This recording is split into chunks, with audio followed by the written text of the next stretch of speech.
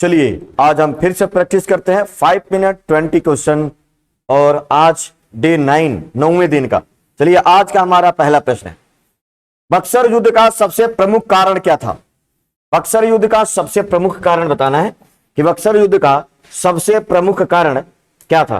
तो बक्सर युद्ध का सबसे प्रमुख कारण था ईस्ट इंडिया कंपनी के द्वारा वाणिज्यिक अधिकार का दुरुपयोग, यह इसका सबसे प्रमुख कारण था। दूसरा, बंगाल में कंपनी के अधिकारों द्वारा दस्तकों के दुरुपयोग करने के कारण किस नवाब से उसके संबंध बिगड़ गए। तो इसका उत्तर हो जाएगा, इसके संबंध बिगड़ गए थे मीर कासिम से। डी बिल्कुल सही जवाब होगा, दम एग्जैक्ट और करेक्ट उत्तर होगा, इसमें कोई संशय नहीं है। आप लोग इसको याद कर लीजिए, संभावित प्रश्न है परीक्षा में, यही प्रश्न परीक्षाओं में आएंगे। निम्नलिखित में से किसके काल में ब्लैक होल की घटना घटी।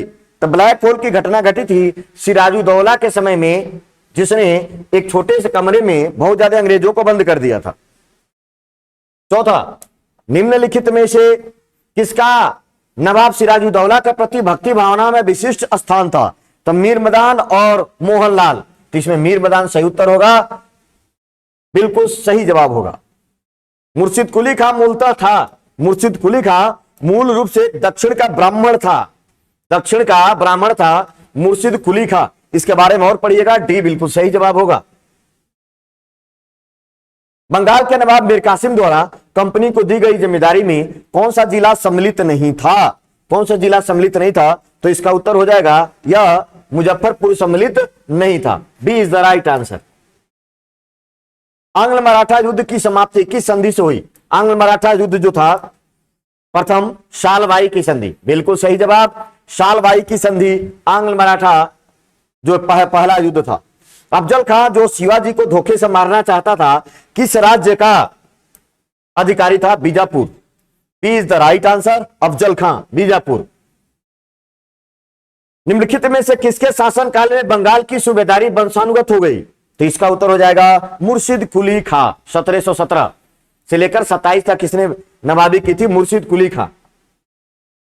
किस संधि के परिणाम स्वरूप बंगाल में द्वैत शासन लागू हुआ। इलाहाबाद की संधि 1765। B is the right answer, Allahabad की संधि 1765।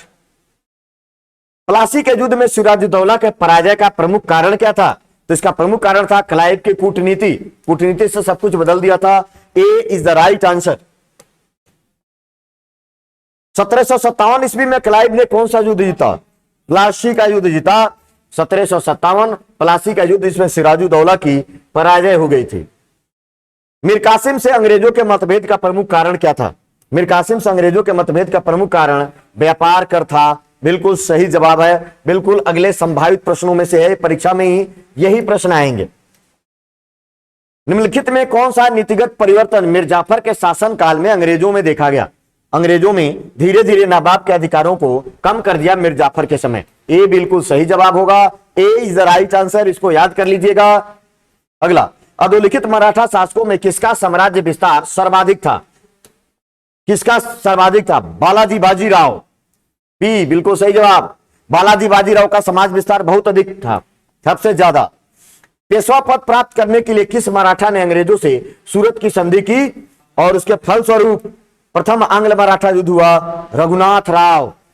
Raghunath Rao is the right answer, Raghunath Rao इसका उत्तर होगा। मराठा भू राजस्व व्यवस्था के अंतर्गत चौथ था। चौथ क्या था। तो चौथ एक प्रकार का टैक्स था, मराठों द्वारा लिया जाने वाला चौथ। चौथ मतलब 1/4। शिवाजी के शासनकाल में किस दर से सरदेश मुखी लिया जाता था। तो सरदेश मुखी लिया जाता था 1/10, है ना, या 10% सरदेश मुखी लिया जाता था, ध्यान रखेंगे। शिवाजी ने औरंगजेब के मामा व दक्षिण के सूबेदार शाइस्ता खां को कब पराजित किया। किनको पराजित किया। 1663 ईस्वी में। D is the right answer, D बिल्कुल सही जवाब होगा इसका। और आज के सेशन का अंतिम प्रश्न, शिवाजी की राजस्व व्यवस्था का संबंध में अधोलिखित में कौन सा कथन सत्य नहीं है। क्या सत्य नहीं है। वह मलिक अंबर की, बिल्कुल सही, इसकी ये सत्य है। 40% लिया जाता था, नगद रूप और वस्तु दोनों में। इसका सही उत्तर हो जाएगा डी, जमींदार को अपने हलकों में राजस्व वसूली के लिए नियुक्ति नहीं थी। इसका उत्तर हो जाएगा डी, ये गलत है, बाकी तीनों सही है। तो इस तरीके से इसका एक्सप्लेनेशन इसका डिटेल में वीडियो पाने के लिए हमारे चैनल को सब्सक्राइब करिए। डेली रूटीन पर जीके की क्लास को आप प्रैक्टिस करिए, उस पर डिटेल में बताई जाती है और इससे यहां पर प्रैक्टिस है, संभावित प्रश्न है। चलिए कल फिर मिलेंगे। जय हिंद, जय भारत।